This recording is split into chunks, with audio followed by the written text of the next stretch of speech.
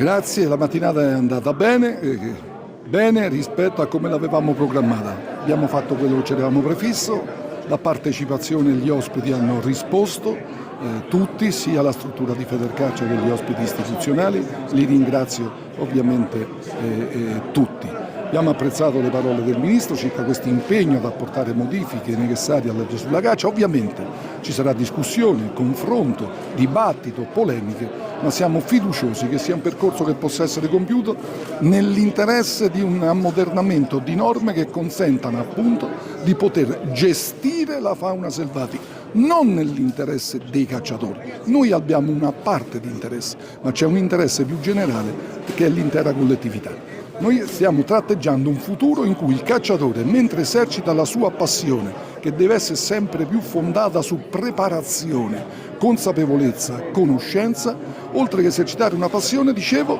possa mettere a disposizione anche una funzione per la collettività, che è quella appunto di gestione di parte degli equilibri o degli squilibri faunistici presenti sul territorio.